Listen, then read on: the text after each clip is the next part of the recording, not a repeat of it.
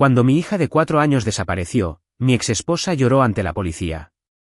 Es un padre peligroso. Probablemente la escuchó. Los oficiales le creyeron. Mi suegra sacudió la cabeza y dijo, siempre supe que él arruinaría esta familia. Entonces una vocecita habló desde el pasillo, oficial, debería decirle dónde realmente llevó mi mamá a mi hermana. Pero antes de comenzar, quiero hacer un anuncio importante sobre nuestro canal.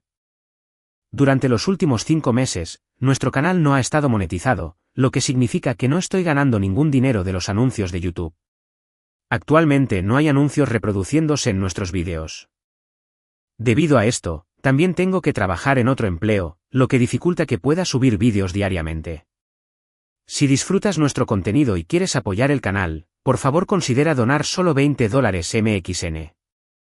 $20 MXN pueden parecer poco, pero si todos apoyamos juntos, puede marcar una gran diferencia y ayudar a mantener este canal activo.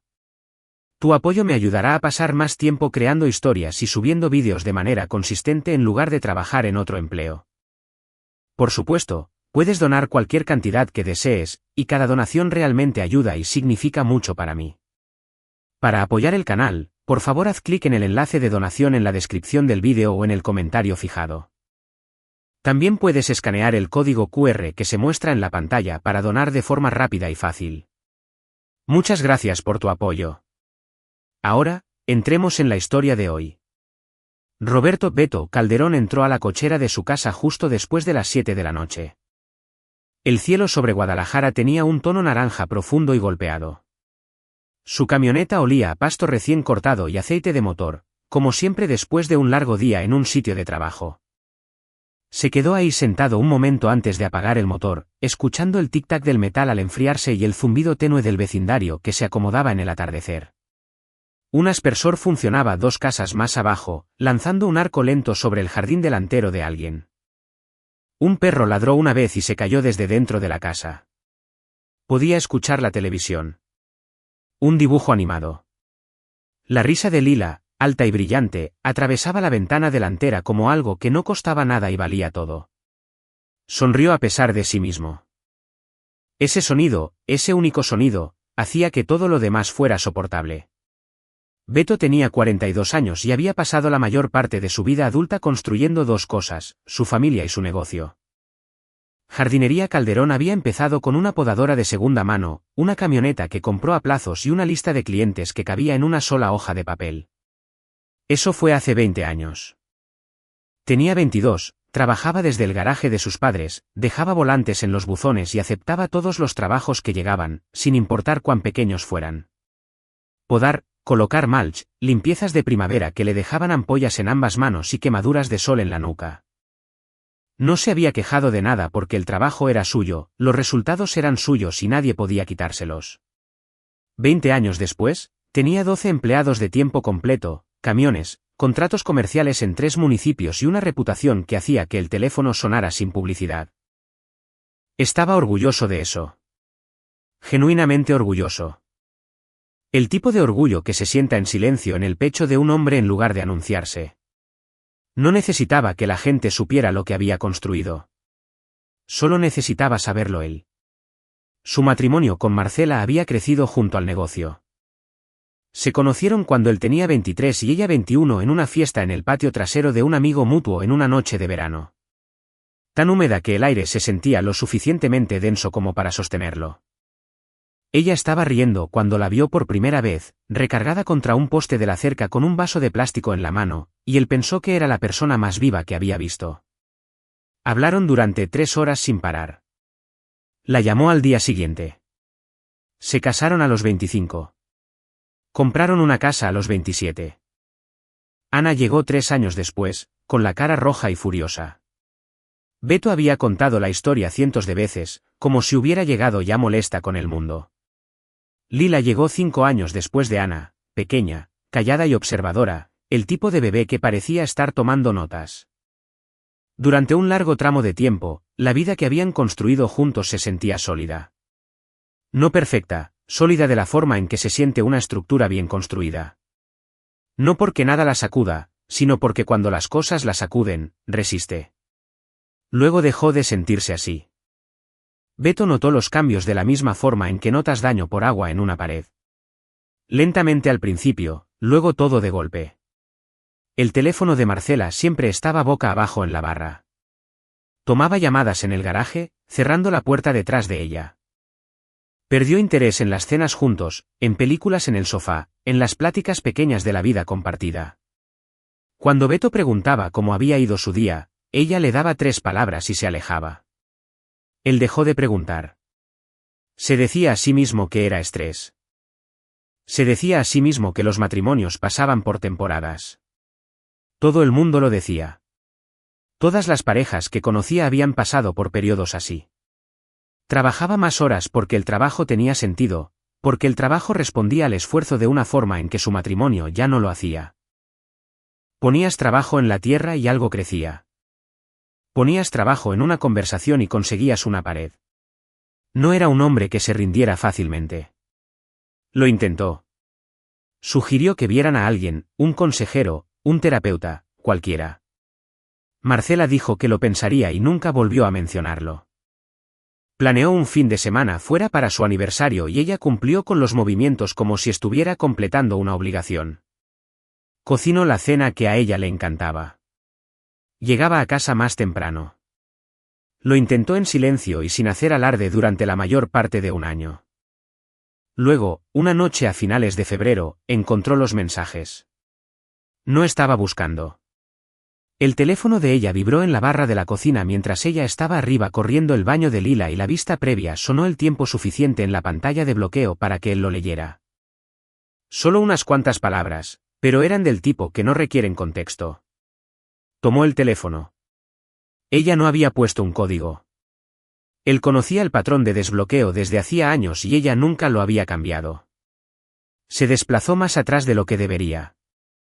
Se quedó en su propia cocina junto al refrigerador que zumbaba su nota constante, la luz del techo bañando la habitación en su amarillo ordinario de la noche, y leyó, el affair había estado ocurriendo durante casi un año. El nombre del hombre era Diego. Trabajaba en administración de propiedades, manejaba un sedán plateado y tenía la costumbre de enviar mensajes tarde en la noche cuando aparentemente estaba solo. Había fotos. Había planes. Planes para un viaje que iban a tomar. Planes para una vida que aparentemente se había discutido en detalle. Había mensajes tan casuales en su intimidad que Beto entendió algo muy claro. Esto no había sido un momento de debilidad. Había sido una elección hecha deliberadamente y rehecha docenas de veces a lo largo de docenas de conversaciones. Dejó el teléfono exactamente donde lo encontró, boca abajo. Salió, se quedó en la cochera en la oscuridad durante mucho tiempo. El vecindario estaba en silencio. El mismo perro de siempre ladró una vez calle abajo. Se quedó ahí hasta que sintió frío y luego volvió a entrar. Se sentó en el piso de la sala con Lila durante el resto del dibujo animado.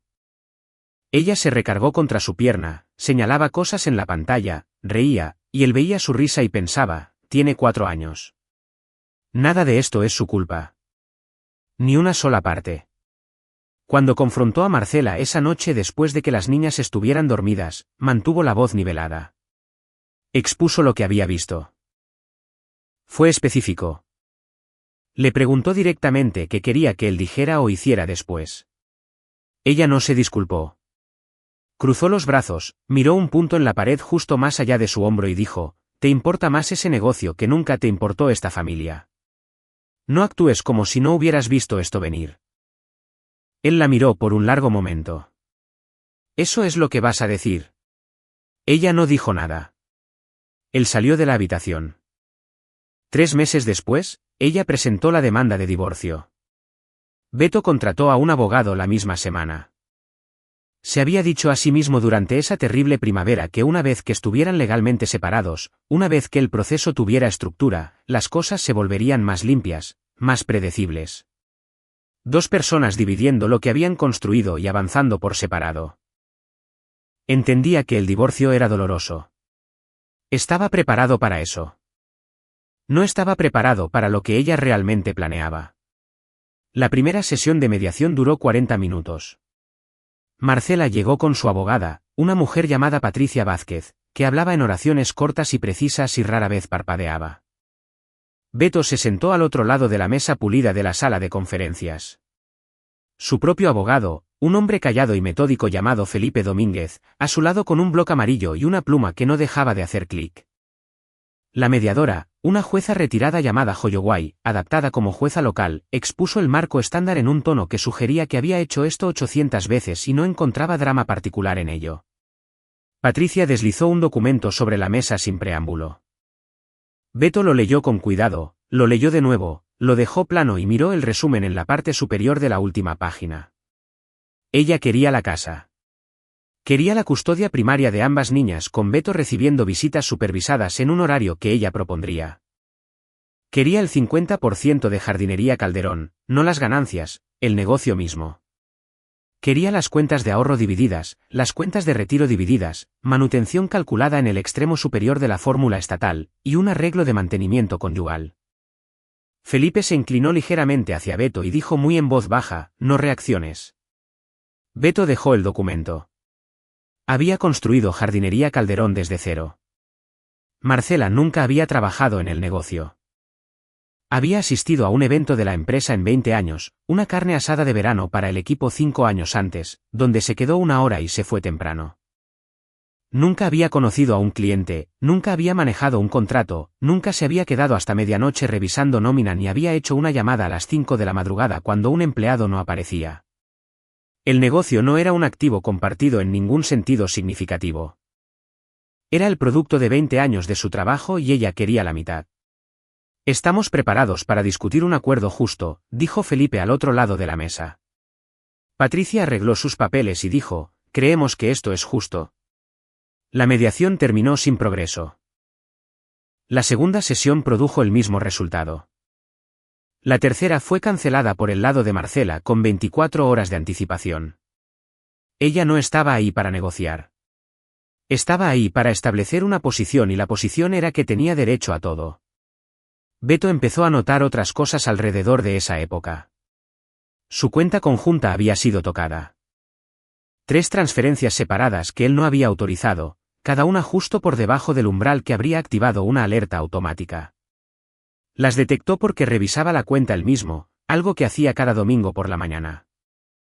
Llamó al banco inmediatamente, marcó las transferencias y congeló la cuenta en 1 hora. Luego llamó a Felipe. Felipe presentó una moción.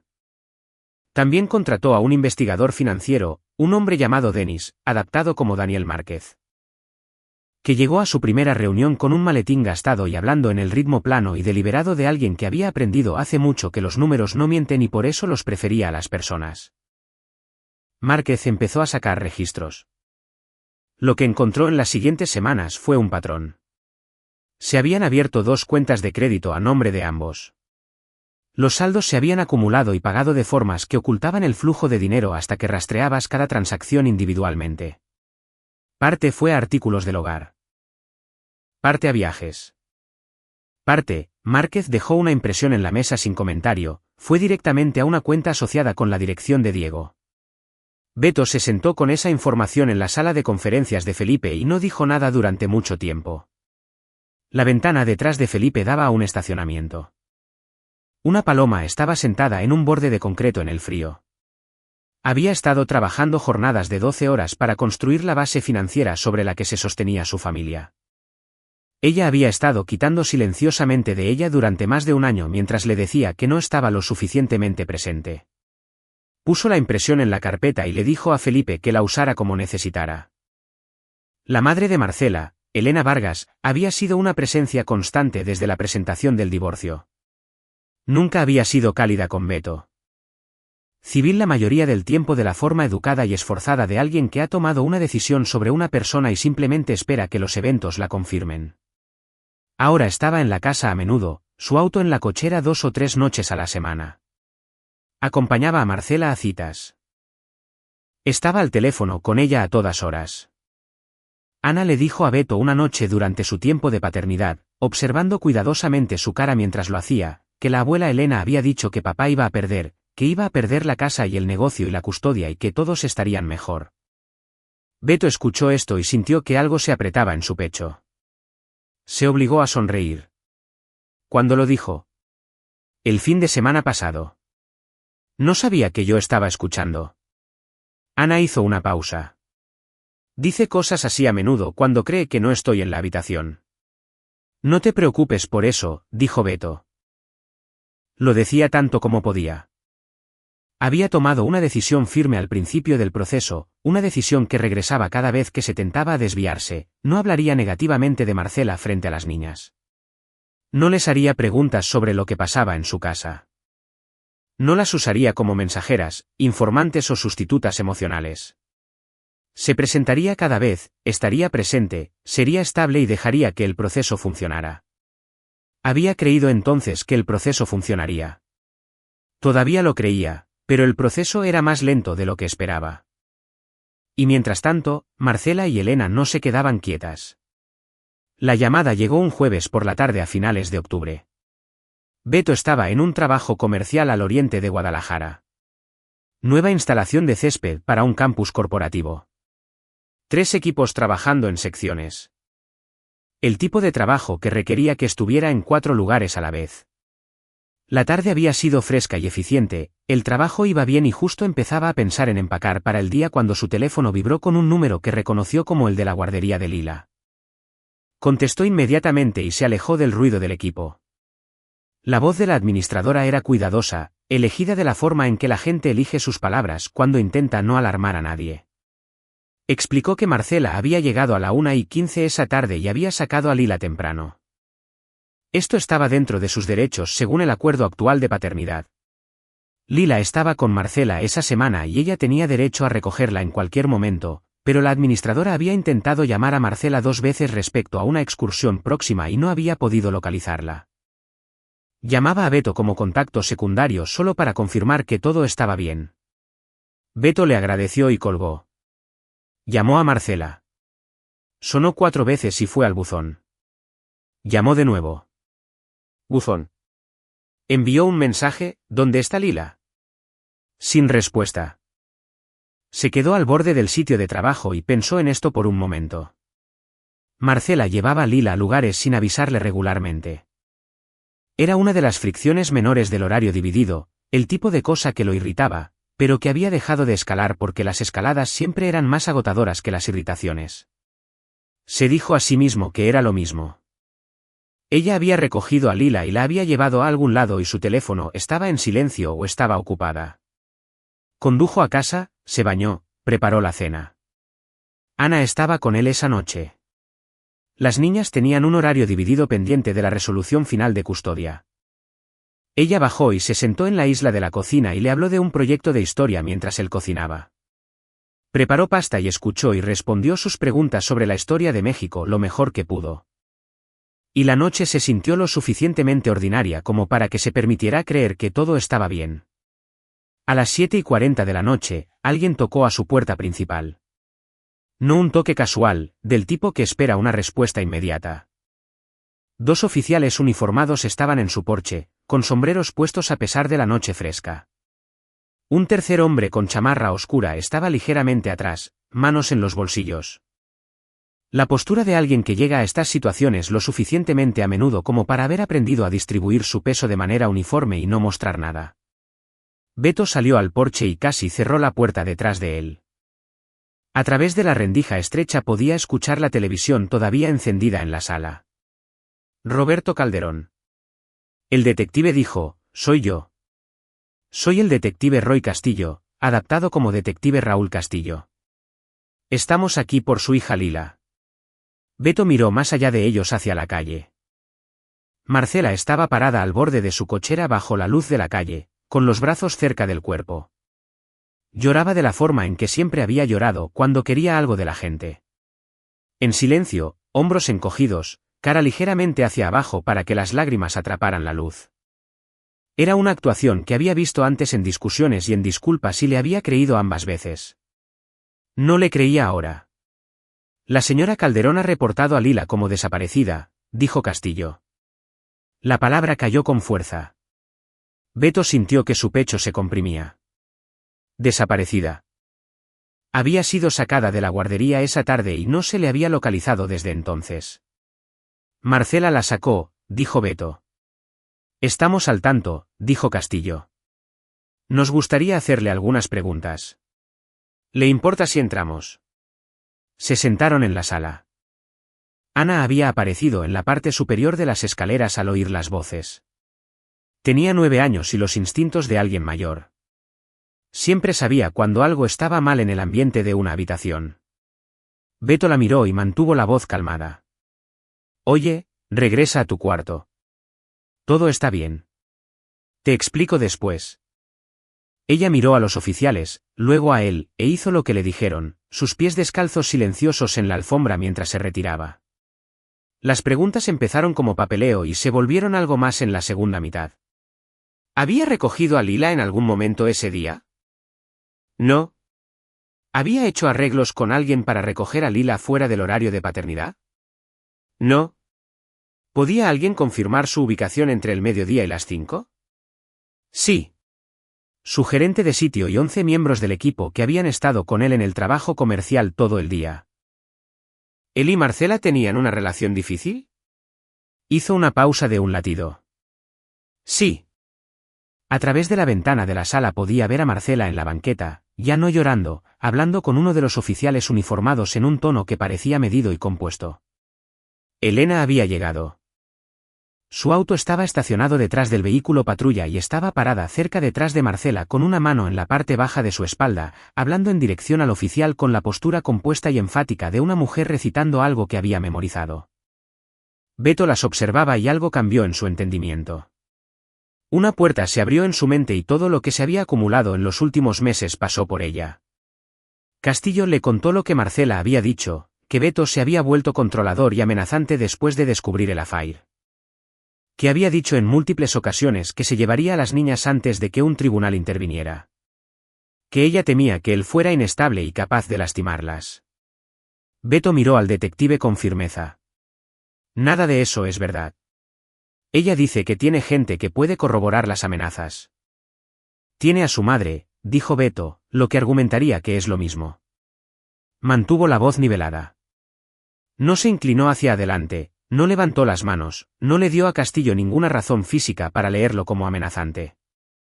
Había trabajado muy duro durante los últimos 7 meses para ser el hombre más aburrido, predecible y compuesto en cualquier habitación relacionada con este divorcio. Iba a seguir haciendo eso. Entonces Ana bajó las escaleras. Estaba en su pijama, la de estrellitas en la parte de abajo, ligeramente corta ahora porque había crecido 5 centímetros desde la primavera pasada. Caminó hasta el borde de la sala y miró directamente a Castillo con una expresión clara y deliberada de alguien que ha tomado una decisión y no va a retractarse. Mamá no está diciendo la verdad, dijo. La habitación se quedó en silencio de una forma que las habitaciones rara vez lo hacen. Incluso la televisión pareció bajar el volumen. Castillo se volvió hacia ella lentamente. Su voz era cuidadosa, fácil, el tono de alguien que ha entrevistado a cientos de niños y entiende que la gentileza es la única moneda útil. ¿Puedes decirme qué quieres decir con eso, cariño? Ana se quedó con los brazos a los lados. No miró a su papá en busca de permiso o reassurance. Dijo lo que había bajado a decir. Escuché a mamá esta mañana hablando por teléfono con la abuela Elena. Estaba en el pasillo y ella no me vio. Dijo que Lila iba a ir a la casa de Carmen. Dijo el nombre del pueblo, Tepatitlán. Lo recordé porque es el mismo nombre que un personaje en mi serie. Castillo estuvo muy quieto. ¿Cuándo fue esto? Esta mañana antes de la escuela, quizás a las 7:30. Beto no dijo nada. Miró por la ventana. Podía ver a Marcela enmarcada en el resplandor de la luz de la calle. Y vio el momento preciso en que ella dejó de llorar. De la forma en que se apaga una luz cuando se acciona el interruptor. No un descenso gradual, solo apagado. Y vio su cara pasar por algo rápido y complicado y aterrizar en una mirada que nunca había visto en ella antes. Parecía asustada, no por Lila, por sí misma. Elena también se había quedado quieta, su mano congelada en la espalda de Marcela, su barbilla ligeramente levantada de la forma de una persona que acaba de oír algo que no puede desoír. Castillo salió. Estuvo al teléfono varios minutos. Cuando regresó, le dijo a Beto que seguirían la información y le pidió que permaneciera disponible. Agradeció a Ana en la misma voz gentil y le dijo que había hecho lo correcto. Después de que se fueron, Beto cerró la puerta principal con llave. El vecindario estaba silencioso afuera. La luz de la calle todavía estaba encendida. El auto de Marcela se había ido. Se volvió hacia su hija que estaba parada en medio de su sala en su pijama de estrellitas cortas mirándolo. No tenía palabras adecuadas, así que solo cruzó la habitación y la abrazó. Y ella lo dejó, y eso fue suficiente. El detective Castillo había hecho esto el tiempo suficiente para moverse rápido cuando la información era específica. Tepatitlán era un pueblo pequeño en Jalisco, a unos 150 kilómetros al sur de Guadalajara. No un destino común, no el tipo de lugar al que una persona llega por coincidencia. El nombre combinado con el nombre de Carmen fue suficiente para empezar. Oficiales fueron enviados en 1 hora. Lila fue encontrada en la casa de una mujer llamada Carmen Ruiz, de 38 años, residente de una pequeña casa de rancho en las afueras del pueblo. Ella y Marcela se habían conocido 2 años antes en una clase de fitness que Marcela había asistido brevemente en un gimnasio al que ya no pertenecía. No eran amigas cercanas. Eran el tipo de conocidas que se mandaban mensajes ocasionalmente y recordaban los cumpleaños en redes sociales. Carmen abrió la puerta cuando los oficiales tocaron y dijo casi inmediatamente, me dijo que él era peligroso. Retrocedió sin que se lo pidieran y los dejó entrar a la sala. Lila estaba en el sofá con sus calcetines, un tazón de galletas en su regazo, viendo una película sobre animales. Levantó la vista cuando los oficiales entraron y dijo con la completa compostura de una niña de 4 años que no ve razón para alarmarse, hola. Estaba ilesa. Estaba cálida, alimentada y su mamá le había dicho que iba a una visita especial a la casa de la tía Carmen por un rato. No sabía que estaba desaparecida. No sabía que había oficiales de policía en la casa de su papá a 150 kilómetros. Solo sabía que la película llegaba a una buena parte. Los oficiales tomaron una declaración breve de Carmen Ruiz esa noche y una más larga 2 días después. Lo que les dijo fue consistente en ambas sesiones. Marcela la había llamado la semana anterior y explicado que las cosas con su esposo se habían vuelto aterradoras. Había dicho que Beto era impredecible y que necesitaba un lugar seguro para Lila por unos días mientras manejaba la situación. Le había pedido a Carmen que no le dijera a nadie. Cuando el oficial preguntó si Marcela había dicho algo más, Carmen estuvo callada un momento. Luego dijo cuidadosamente, me dijo que ayudaría con el caso de custodia. Dijo que necesitaba mostrarle al tribunal qué tan serio era. El oficial lo anotó. Beto recibió una llamada a las 10:47 esa noche. Lila había sido localizada y estaba a salvo. Sería regresada con él. Se sentó en el sofá cuando terminó la llamada. Ana estaba a su lado, cerca de la forma en que había estado toda la noche, no aferrándose, solo cerca, manteniendo contacto de la forma en que los niños lo hacen cuando intentan ayudar y aún no tienen las herramientas. Puso su mano sobre la cabeza de ella. Está bien, dijo. Lila está bien. Está volviendo a casa. Ana exhaló, y fue un respiro lento y tembloroso que le dijo que lo había estado conteniendo desde las 7:30 de la mañana, desde el pasillo fuera de la cocina. Desde el momento en que había oído a su mamá decir algo que no tenía sentido y lo había guardado hasta que lo necesitó. Sabía dónde estaba todo el tiempo, dijo Ana en voz baja. Solo no sabía si debía decirlo. Beto se volvió a mirarla. Ella miraba la alfombra, girando el dobladillo de su blusa de pijama en sus dedos. Definitivamente debías decirlo, dijo él. Hiciste todo bien. ¿Entiendes eso? Hiciste exactamente lo correcto. Ella asintió. Parecía que podría llorar. Y luego no lo hizo, y él entendió que se parecía más a él de lo que había realizado completamente. Lila llegó justo antes de medianoche, cargada por una oficial mujer que se la entregó en el porche con una mirada que decía que había estado haciendo esto durante mucho tiempo y nunca dejaba de ser difícil. Lila estaba medio dormida, abrazando su conejo de peluche gastado, una cosa café y blanca que había llamado Galletita, que había pasado por cada siesta, enfermedad y mala noche que Lila había tenido. Vio a Beto e hizo un sonido que casi era una palabra y enterró su cara en su hombro. Él la sostuvo en el porche en el frío durante mucho tiempo. La oficial esperó respetuosamente. A él no le importó. Se quedó ahí con su niña de 4 años presionada contra él, su pequeño peso sólido y real, oliendo a detergente de otra persona y galletas, y debajo de todo todavía completamente ella misma. Y sintió algo en el que había estado apretado toda la noche soltarse lentamente. La puso en la cama. Se sentó al borde de su colchón hasta que se durmió, el peluche bajo su brazo, su respiración lenta y pareja. Miró su cara dormida y pensó en todo lo que Marcela había estado dispuesta a hacerle a esta niña, a ambos, en nombre de ganar. Se levantó, apagó su lámpara y salió de la habitación. La ira estaba ahí. No iba a fingir lo contrario. Era real y grande y fría de la forma en que la ira seria siempre es. No caliente e impulsiva, sino estable y de ojos claros, del tipo que no se agota. La reconoció de la forma en que un hombre reconoce una herramienta. Estaba ahí. Era útil y la iba a mantener en mano.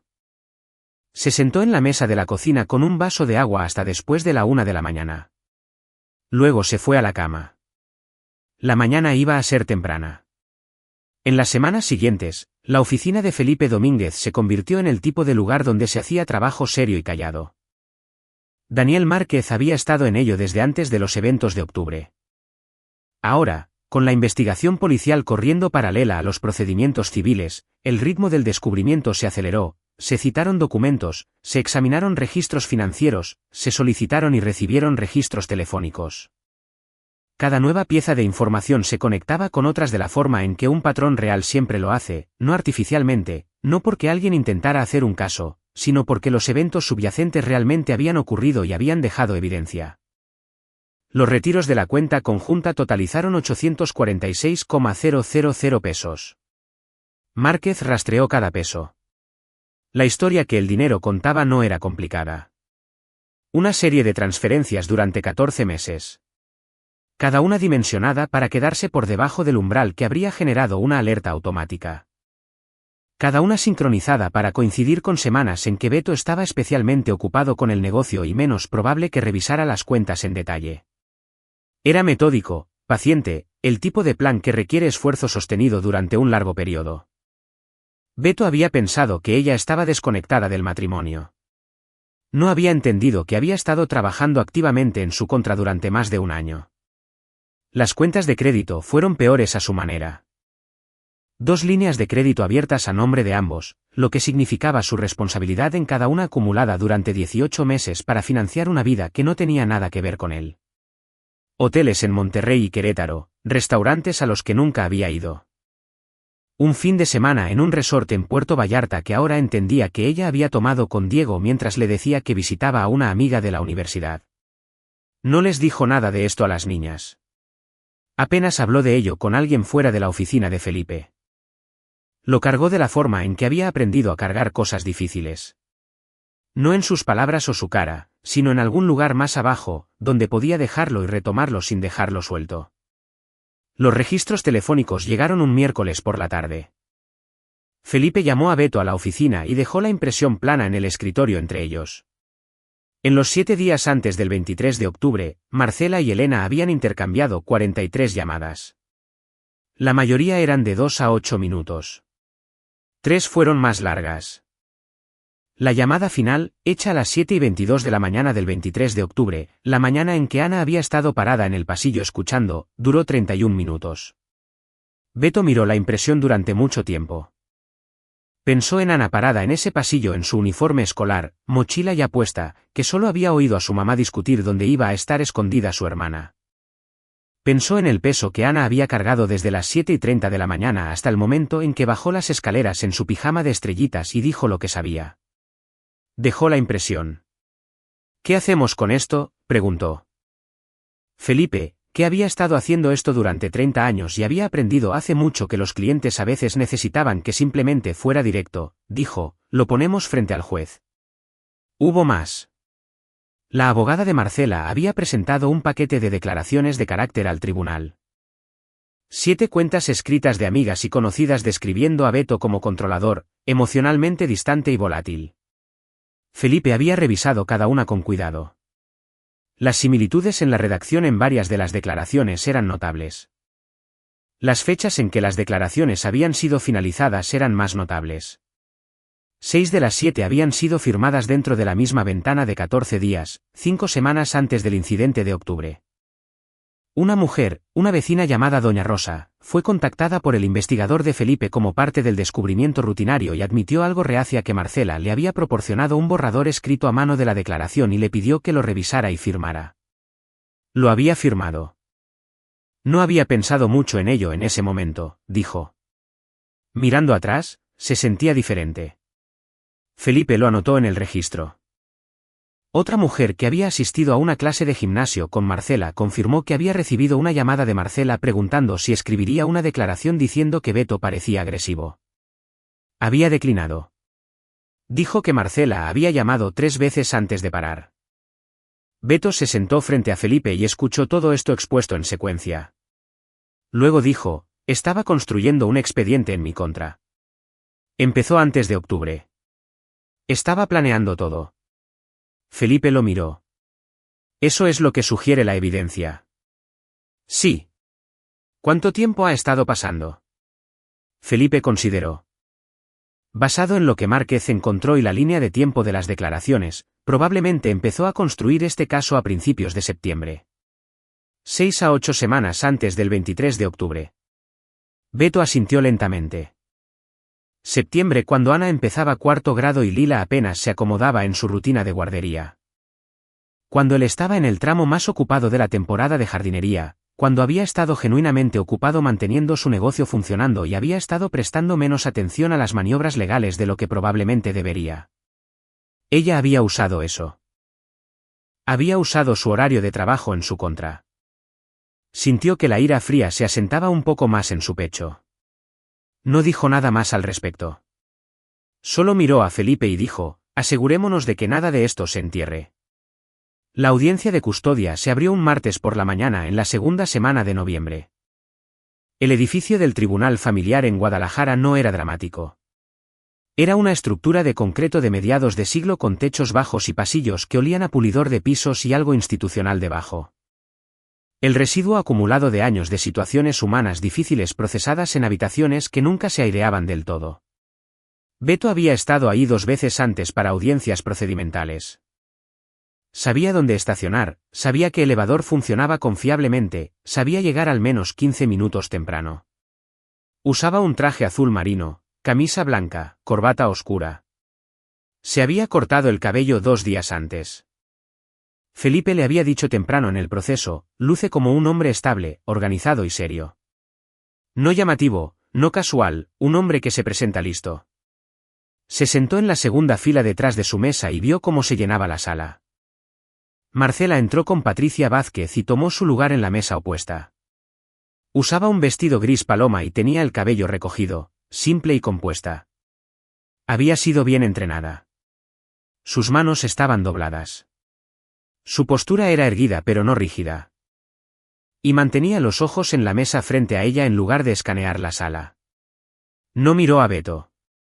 Él notó esto porque estaba observando todo. Elena se acomodó en la galería directamente detrás de su hija.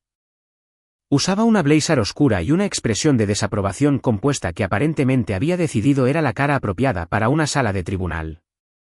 Encontró los ojos de Beto una vez brevemente y miró primero hacia otro lado. La honorable jueza Clara Wakefield, adaptada como jueza Clara Valdés, entró y la sala se puso de pie. Valdés había estado en el banco de tribunal familiar durante 16 años. Era una mujer pequeña que se movía sin prisa y se portaba con la autoridad de alguien que no necesita actuar autoridad porque simplemente la tiene. Revisó los expedientes en el registro, se dirigió a ambos abogados por turno e hizo claro al inicio que había leído todo el expediente. Hay algunos elementos inusuales en este caso, dijo. Los abordaremos metódicamente. Marcela testificó primero. Estuvo en el estrado durante casi 2 horas y media. Patricia la guió a través del matrimonio con cuidado. La distancia, las largas horas de trabajo, la forma en que Beto había respondido al affair con lo que Marcela describió como rabia fría y amenazas crecientes. Describió a un hombre que le había dicho que ningún tribunal le quitaría a sus hijas, que había dicho esto repetidamente y con creciente filo conforme el divorcio avanzaba. Describió sentir miedo de estar sola con él. Describió el 23 de octubre como un día en que había sentido que no tenía opciones, que había entrado en pánico, que había tomado una mala decisión por miedo genuino por su hija. Lloró en el momento justo y se recuperó en el momento justo. El ritmo de Patricia era preciso. Le dio a Marcela el momento que necesitaba y la movió antes de que la emoción tuviera oportunidad de asentarse en la sala y ser examinada demasiado de cerca. Beto se sentó en su mesa y observó sin expresión. Felipe fue paciente. Dejó que el testimonio siguiera su curso. Dejó que la sala absorbiera la actuación. Luego se levantó con una sola carpeta manila y hizo su primera pregunta. Señora Calderón, cuando sacó a Lila de la guardería el 23 de octubre, ¿notificó al señor Calderón de antemano? No, dijo ella. Informó a la guardería que planeaba llevarla a otro municipio. No pensé que fuera necesario. Condujo a Lila aproximadamente 150 kilómetros de Guadalajara a Tepatitlán. No dejó información en la guardería sobre su destino. ¿Es eso correcto? Estaba alterada. No pensaba con claridad. Arregló la visita con Carmen Ruiz con anticipación. ¿Es correcto? Una pausa. La llamé. Sí. ¿Con cuánta anticipación? Otra pausa. ¿Más larga? ¿Unos días? ¿Una semana? Patricia objetó. La jueza lo rechazó. Alrededor de una semana.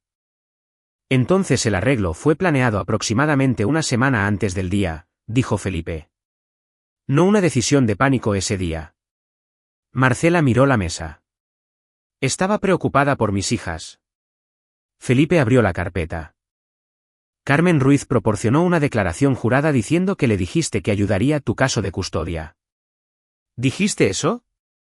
Patricia se puso de pie. La jueza sostuvo la objeción en la forma pero le dijo a Felipe que reformulará. ¿Discutiste los procedimientos de custodia con Carmen Ruiz cuando hiciste los arreglos para que Lila se quedara con ella? Silencio. Señora Calderón, tal vez mencioné algo. Felipe pasó a los registros financieros. Márquez los había organizado en una exhibición limpia, fechas, cantidades, números de cuenta y una tabla de resumen en la página final. Felipe no editorializó. Recorrió cada ítem en secuencia y le pidió a Marcela que confirmara o explicara. Ella confirmó lo que no podía negar y reclamó no recordar lo que no podía explicar. Los pagos de las cuentas de crédito a la dirección de Diego los describió como un préstamo a una amiga. Felipe preguntó cuándo se había pagado el préstamo. Ella dijo que no recordaba la fecha exacta. Preguntó si tenía un pagaré. Ella dijo que no creía. La jueza Valdés tomó nota. Los registros telefónicos entraron después. Felipe puso la línea de tiempo en el registro. 43 llamadas en 7 días. La frecuencia creciente. Los 31 minutos de llamada la mañana del 23 de octubre. Le preguntó a Marcela qué habían discutido ella y su mamá esa mañana. Cosas de familia, dijo ella. Hablamos todo el tiempo. Mi mamá es mi sistema de apoyo. Felipe miró la exhibición y no dijo nada por un momento. Dejó que el silencio hiciera algo de trabajo. Luego se sentó. La jueza Valdés había estado escribiendo constantemente. Ahora dejó su pluma y miró directamente a Marcela. Su voz era calmada y completamente neutral y de alguna forma eso lo empeoraba. Señora Calderón, quiero hacerle una pregunta directamente. ¿Por qué estaba su hija en otro municipio en la casa de una conocida antes de reportarla como desaparecida? La sala se quedó completamente quieta. La boca de Marcela se movió. Patricia se inclinó y susurró algo. Marcela se enderezó y dijo, estaba protegiéndola de su padre. ¿De qué peligro específico? Tenía miedo de lo que él podría hacer. La jueza la miró por un largo momento. No había presentado reportes policiales describiendo comportamiento amenazante antes del 23 de octubre. No había obtenido ninguna orden de protección. Las declaraciones que proporcionó al tribunal fueron preparadas dentro de una ventana de 14 días y su hija fue colocada en otra casa antes de contactar a nadie. Lo que sí tenía era una audiencia de custodia programada para 3 semanas después. Marcela se sentó con las manos en su regazo y no dijo nada. La jueza cerró su libreta. Reanudaremos mañana. La cuestión de si Ana testificaría había sido argumentada entre los abogados durante 3 semanas. La posición de Felipe era que su cuenta era directamente material a las cuestiones fácticas más contestadas en el caso. Era la única persona además de Marcela y Elena que tenía conocimiento directo contemporáneo de lo que se dijo y planeó en las horas antes del 23 de octubre. Sin ella, esos 31 minutos de llamadas telefónicas eran circunstanciales. Con ella, tenían un testigo. La posición de Patricia era que someter a una niña de 9 años a testificar en litigio de custodia concerniente a sus propios padres era dañino independientemente del contenido. Presentó una moción para excluirla. La jueza la negó, pero ordenó un protocolo, una sesión en cámaras entre la jueza, Ana y un defensor de niños designado para evaluar el entendimiento y disposición de Ana para participar. Sin abogados presentes, sin padres. Ana estuvo en la sesión durante 40 minutos. Cuando salió, encontró a Beto en el pasillo y se sentó junto a él en una banca de madera que estaba ligeramente demasiado alta para que sus pies tocaran el piso. Movió los pies un poco, mirando la pared frente a ellos. Solo quería asegurarse de que supiera que no tenía que hacerlo si no quería, dijo Ana. ¿Qué le dijiste?, preguntó Beto. Ana lo pensó. Dije que quería porque sé que es verdad y creo que debería contar para algo. Él miró a su hija, 9 años, pies sin tocar el piso, absolutamente segura de sí misma. Cuenta, dijo él. El testimonio se condujo bajo condiciones cuidadosas. No se usó el estrado de testigos. En su lugar, se colocó una silla al frente de la sala a nivel del piso. El defensor se sentó junto a Ana. Los observadores no esenciales habían sido despejados. La jueza condujo el examen ella misma. Ningún abogado podía cuestionar directamente a Ana. Ana se sentó con las manos en su regazo y respondió cada pregunta claramente. Describió la mañana del 23 de octubre. Se había estado preparando para la escuela. Había bajado a buscar su lonchera del refrigerador. Su mamá estaba en la cocina al teléfono hablando en voz baja que usaba cuando no quería que las niñas oyeran. Ana no se había escondido. Solo había estado callada, moviéndose lentamente, sin hacerse notar porque todavía se estaba despertando. Había oído a su mamá decir que Lila iba a la casa de Carmen. Había oído a su mamá decir que era solo por unos días. Y luego la jueza le pidió que repitiera esta parte lentamente y Ana lo hizo. Había oído a su mamá decir, si Beto pierde la custodia, nos quedamos con la casa. La sala estuvo en silencio de la forma en que las salas grandes rara vez lo están. No el silencio de gente conteniendo la respiración. El silencio de gente que acaba de oír algo asentarse en un lugar. La última pieza de algo encajando en su lugar. La jueza miró a Ana sin expresión legible. ¿Esa oración significó algo para ti cuando la oíste? Ana lo consideró honestamente de la forma en que consideraba la mayoría de las cosas. No sabía exactamente qué significaba custodia. Pensé que tal vez nos íbamos a mudar. Pensé que tal vez Lila tenía que ir a vivir a otro lado. Y ahora que entiendes más, dijo la jueza, ¿qué crees que significa? Ana miró directamente a la jueza sin mirar primero a ningún otro lado. Creo que significa que no tenía miedo de mi papá. Creo que solo intentaba ganar. Y Lila era como lo iba a hacer. Nadie se movió por un largo momento. Luego la jueza agradeció a Ana, le dijo que había mostrado verdadero coraje y la despidió. El defensor la acompañó a salir. Ana no miró a su mamá al pasar. No desafiante, no intencionalmente.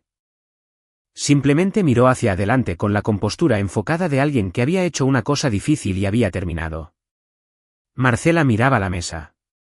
Elena tenía las manos dobladas en su regazo y estaba muy quieta de la forma de alguien que se ha quedado sin opciones. Beto se sentó en su mesa y sintió algo que no podía nombrar completamente. No triunfó. No había nada triunfante en nada de esto, sobre lo que su hija había sido obligada a cargar, sobre la sala de tribunal y los costos y los largos meses sosteniendo todo. Algo más callado que el triunfo. Algo más como la sensación de suelo bajo tus pies después de mucho tiempo de no estar seguro de que estuviera ahí. Miró la mesa y respiró. En el pasillo durante el receso que siguió, Patricia Vázquez se acercó a Felipe. Hablaron menos de 2 minutos. Felipe fue con Beto después con una expresión que lograba ser neutral y comunicativa. ¿Quiere discutir un acuerdo? Beto enderezó su saco. No. Felipe asintió una vez. Había esperado esa respuesta. Dobló su libreta bajo su brazo. Dejemos que la jueza decida, dijo Beto. Para eso estamos aquí. El detective Castillo había continuado su trabajo en paralelo con los procedimientos civiles, construyendo un expediente que crecía constantemente a través de octubre y noviembre. Era un hombre metódico. No hacía suposiciones y no se apresuraba. Había entrevistado a Carmen Ruiz 3 veces separadas, cada sesión más larga que la anterior, porque había encontrado a lo largo de los años que la tercera conversación es a menudo cuando aparecen los detalles que más importan. Carmen no era mala persona. Era una mujer a la que le habían contado una historia que creyó y había tomado una decisión que ahora repensaba completamente. Cooperó plenamente. El registro de mensajes de texto entre Carmen y Marcela se remontaba 11 días antes del 23 de octubre. Castillo leyó cada mensaje. La imagen que pintaban no era la de una madre asustada alcanzando a una amiga de confianza en un momento de crisis. Era la de una mujer guiando a una amiga de confianza a través de la logística de un plan que ya había sido decidido. Cuando llegaría Lila, ¿qué debería decir Carmen si alguien preguntaba? ¿Cuánto tiempo necesitaría durar? ¿Cuál era el propósito? Marcela había sido explícita en un mensaje enviado a las 11:18 de la noche el 19 de octubre. Solo tiene que parecer que no tuve opción. Castillo tenía ese mensaje impreso, fechado y registrado. El dispositivo fue el siguiente descubrimiento. Marcela había usado una tablet conectada a la red inalámbrica del hogar, un dispositivo que aparentemente había olvidado que existía o que su historial de uso podía recuperarse. No había sido listado en el descubrimiento porque era un modelo viejo que había estado en un estante en la habitación de invitados durante la mayor parte de un año. El investigador técnico de Castillo sacó el historial de navegación. Empezando en la primera semana de octubre, 3 semanas completas antes de que Lila desapareciera, Marcela había hecho búsquedas que incluían custodia de hijos, que constituye peligro, como documentar amenazas domésticas, presentar reporte policial contra esposo antes de audiencia de custodia. Cargos por secuestro parental, cómo funcionan, falsa sensación de emergencia custodia, y qué pasa si la madre esconde al hijo brevemente. Había visitado foros legales. Había leído artículos en sitios web de derecho familiar. Había pasado en una sesión 22 minutos en un hilo de foro específicamente discutiendo el uso de mociones de custodia de emergencia para mejorar la posición en casos contestados. Había hecho la investigación. Había sabido antes de hacer un solo movimiento exactamente lo que estaba construyendo y lo que quería lograr. Castillo presentó su expediente a la oficina del fiscal del condado a finales de noviembre. La fiscal, una mujer precisa y experimentada llamada Linda, adaptada como Lina Rodríguez, revisó el expediente con su equipo durante 3 días y programó una reunión con Castillo al final de la semana. Hizo 2 horas de preguntas cuidadosas. Revisó los mensajes de texto. Revisó el historial de búsquedas. Revisó la declaración completa de Carmen Ruiz. Estuvo de acuerdo en proceder. Los cargos eran serios: presentar un reporte policial falso, interferencia custodial y proporcionar información materialmente falsa a las autoridades en el curso de una investigación criminal. Rodríguez no estaba interesada en cargos simbólicos. Estaba interesada en que el registro reflejara lo que realmente había pasado. El abogado penal de Marcela, Gerardo Fin, adaptado como Gerardo Fernández, era un hombre práctico. Había visto casos como este antes y entendía las matemáticas de ellos. Cuando la oficina de Lina hizo contacto, solicitó una reunión y le dieron una. Se sentó frente al equipo de Lina durante 90 minutos e hizo preguntas precisas sobre la fuerza de la evidencia y que buscaba la oficina en términos de resolución. Lo que oyó en esa reunión aparentemente no fue alentador. Regresó con Marcela y le dijo cuáles eran las opciones realistas. Ella no tomó la información bien según todos los relatos, pero había pasado meses construyendo un caso contra su esposo bajo la premisa de que podía controlar la historia. La historia ya no era suya para controlar. Elena Vargas contrató a su propio abogado en una semana. Su rol, las llamadas telefónicas, la coordinación, la presencia guionizada en la casa de Beto esa noche. El coaching estaba documentado lo suficientemente bien que la oficina de Lina consideraba si incluirla en los cargos existentes o perseguir un asunto separado. Las conversaciones abogado a abogado que siguieron produjeron un cierto grado de intercambio cooperativo de información desde el lado de Elena. Felipe informó a Beto de todo esto en diciembre en la misma sala de conferencias donde habían pasado tantas horas durante el año pasado. El caso penal avanza, dijo Felipe.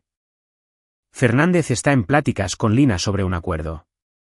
Dada la evidencia, casi con certeza le recomendará que lo acepte. Un juicio es significativamente peor para ella. Beto tenía las manos planas sobre la mesa. Había perdido peso en los últimos 2 meses. No dramáticamente, pero lo suficiente para que el cuello de su camisa de vestir se sentara ligeramente diferente. Había estado comiendo menos porque había estado pensando más y pensar tenía una forma de desplazar otras cosas. Y Elena con cargo reducido. Está cooperando. No verá una celda, pero cargará una condena y estará en el registro. Bien, dijo Beto. Una palabra, sin inflexión, no satisfacción, solo reconocimiento de un resultado que necesitaba ocurrir. Condujo a casa esa tarde en su camioneta, la calefacción encendida, la ciudad pasando en su forma ordinaria, semáforos, tiendas, el cielo gris de Jalisco. Pensó en los últimos 14 meses. Pensó en lo que le había costado en dinero y sueño, y el agotamiento específico de ser acusado de algo que no hiciste y tener que probar que no lo hiciste a gente que no partía de una presunción de tu inocencia. No se había quebrado, ni una vez. Se había presentado para cada audiencia, cada reunión, cada conferencia escolar, cada hora de dormir, cada mañana antes de la escuela, cada cita con el dentista. Cada sábado por la tarde en el parque cuando el clima cooperaba y cada sábado por la tarde en la mesa de la cocina haciendo rompecabezas cuando no. Había sido un padre en el sentido diario. Poco remarcable y esencial de la palabra mientras simultáneamente peleaba en una sala de tribunal por el derecho a seguir siéndolo. Nadie podía quitarle eso. Ni los ahorros, ni los honorarios legales, ni las largas noches, ni las acusaciones. Nada de eso había cambiado lo que era. Entró a su cochera y se sentó un momento antes de bajar. Las luces de la casa estaban encendidas. A través de la ventana de la sala podía ver a Ana en la isla de la cocina haciendo tarea. Podía oír tenue a través del vidrio la voz de Lila hablando con uno de sus juguetes de la forma en que lo hacía, una narración completa y complicada que mantenía durante horas y que él encontraba inexplicablemente reconfortante. Bajó de la camioneta y entró. La jueza Valdés emitió su fallo de tribunal familiar un viernes por la mañana en enero cuando el suelo afuera de Guadalajara estaba congelado y los árboles a lo largo del estacionamiento del tribunal estaban desnudos contra un cielo del color de peltre viejo. Beto llegó temprano como siempre. Se sentó en su mesa con Felipe y mantuvo las manos planas sobre la superficie frente a él. Había aprendido a lo largo de los meses de procedimientos a leer el ambiente de una sala, y lo que leía esa mañana era el silencio particular de un proceso que está casi terminado, la sensación de que la maquinaria había terminado su trabajo y estaba a punto de entregar su resultado.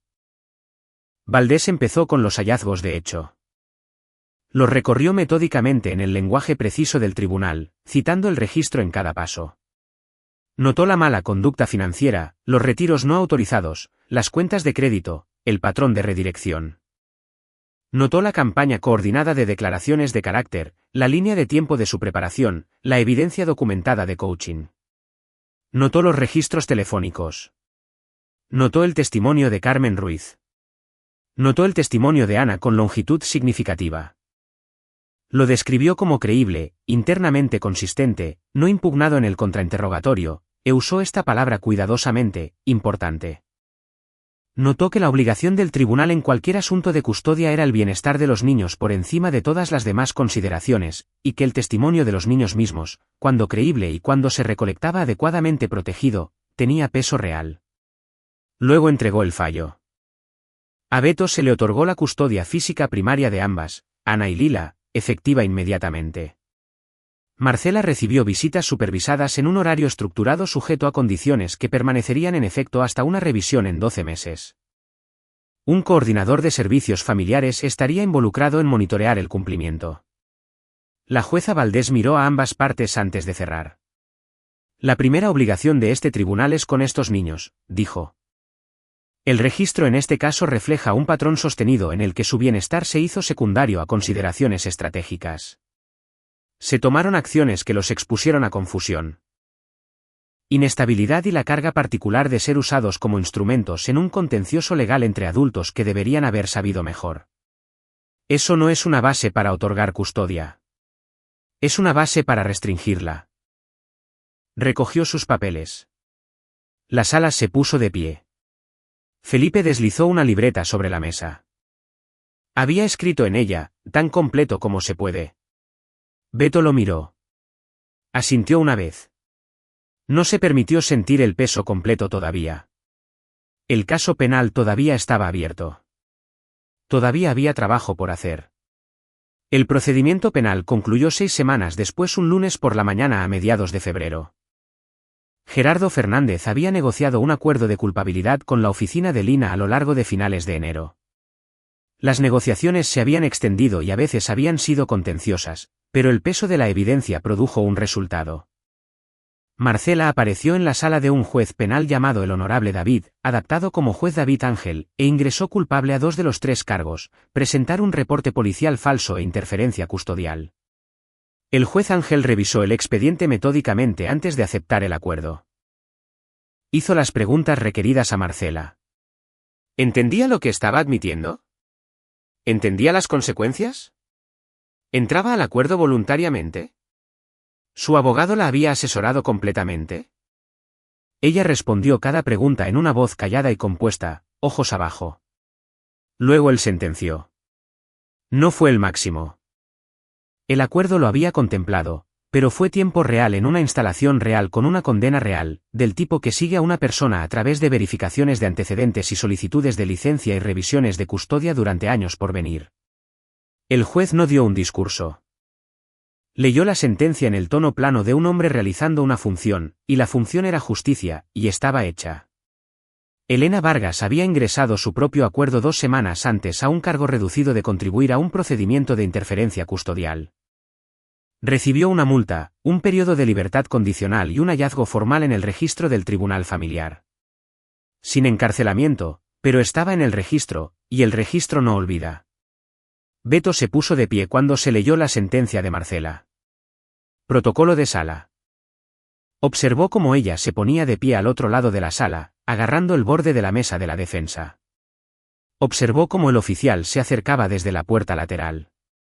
Observó cómo ella se volvía una vez en el momento antes de ser guiada a salir. Un giro breve, casi involuntario, de la forma en que una persona mira algo que deja atrás y no verá de nuevo durante mucho tiempo. Lo miró.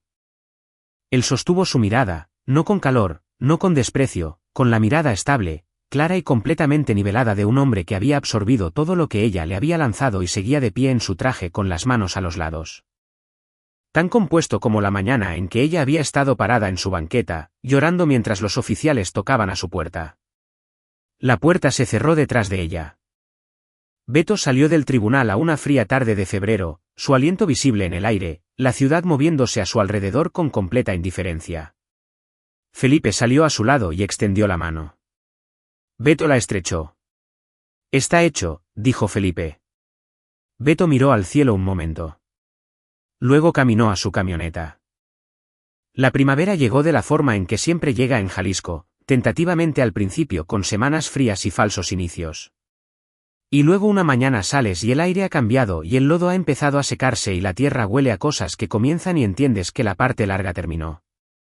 Para abril, Jardinería Calderón estaba funcionando a plena capacidad. Los honorarios legales habían hecho el primer trimestre financieramente apretado, más apretado de lo que Beto había experimentado desde los primeros años. Pero su equipo se había quedado, cada uno de ellos, y los contratos comerciales se habían mantenido. Y cuando el teléfono empezó a sonar en marzo, no paró. Estaba en sitios de trabajo a las 7 la mayoría de las mañanas, manejando logística, caminando propiedades y haciendo el trabajo físico que siempre había encontrado clarificador. El tipo de labor que no pide nada de ti excepto tu atención y regresa algo honesto a cambio. No había reconstruido desde cero. Había mantenido la mayor parte de lo que había construido que importaba. La vida en casa tenía una textura diferente, más callada en algunos sentidos, más deliberada, menos actuación. Él y las niñas habían desarrollado ritmos que eran completamente de ellos, cosas que pertenecían a los tres sin ninguna presión externa. Los martes por la noche eran para lo que Ana quisiera hacer porque era la mayor y había pasado un año siendo más adulta de lo que una niña de 9 años debería tener que ser, y él quería que tuviera algo que fuera solo suyo. Usualmente era un juego de mesa o una película. Una vez fue hornear un pastel de una receta que había encontrado en línea que requería 8 pasos y producía un resultado que técnicamente era un pastel.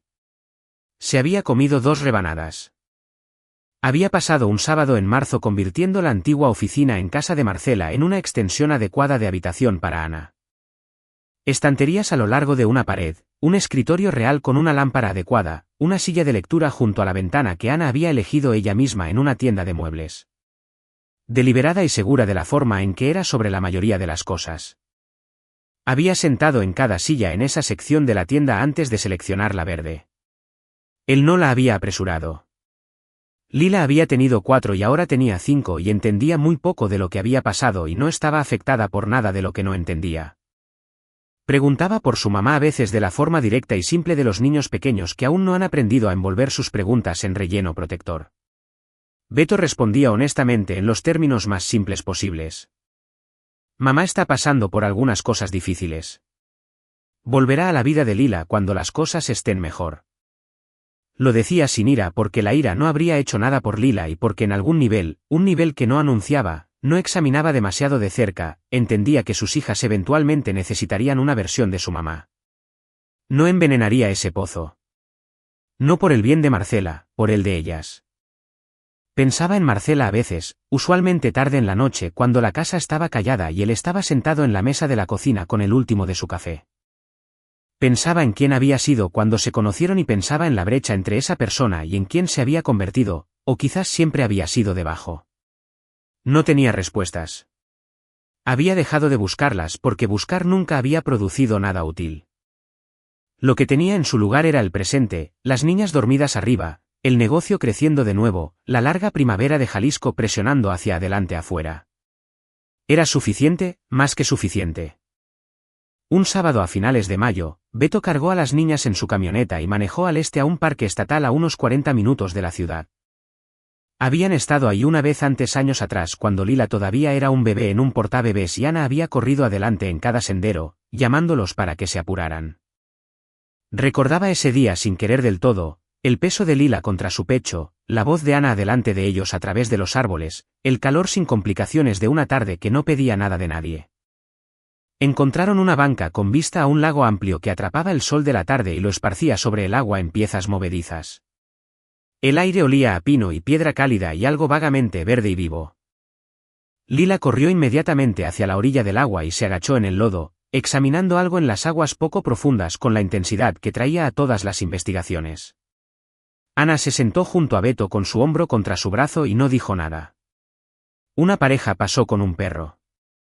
2 hombres mayores pescaban desde un muelle 30 metros a su izquierda, sus líneas todavía en el agua, hablando entre ellos de la forma baja y sin prisa de gente que ha pescado junta durante años y ya no necesita oraciones completas.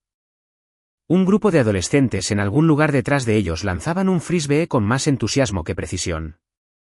En algún lugar al otro lado del agua, un pájaro hizo un sonido que se escuchaba claramente en el aire quieto. El mundo haciendo lo que el mundo hace. Beto se sentó y lo dejó ser. Pensó en el último año, no con el repaso moliente y sin sueño que había caracterizado demasiadas noches entre octubre y febrero, sino con el reconocimiento más callado de alguien mirando atrás desde el otro lado de un tramo difícil. El dinero que había costado, el sueño que había quitado, la experiencia específica y agotadora de ser acusado de algo falso y tener que construir tu defensa de nada más que la verdad mientras la maquinaria de la acusación corría delante de ti. Había resistido. Cada parte de él que necesitaba resistir había resistido. No se había vuelto amargado. No se había vuelto imprudente. No había tomado los atajos que lo habían tentado. Las respuestas enojadas, las acusaciones públicas, el impulso en sus peores momentos de pelear de la forma en que ella peleaba, de igualar sus tácticas con las suyas. Había elegido repetidamente ser el hombre en el que sus hijas pudieran depender. Y esa elección le había costado a corto plazo y había construido todo lo que importaba a largo plazo. La verdad había venido de donde menos esperaba. No de abogados, no de investigadores, no de los registros financieros que Daniel Márquez había ensamblado meticulosamente.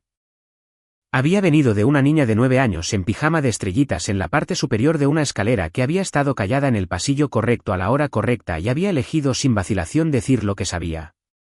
Marcela había pasado un año construyendo un caso en su contra. Al final, su propia hija había construido el caso en contra de ella. Oyó a Ana decir algo a su lado y regresó a la banca, el lago, la tarde. Papá.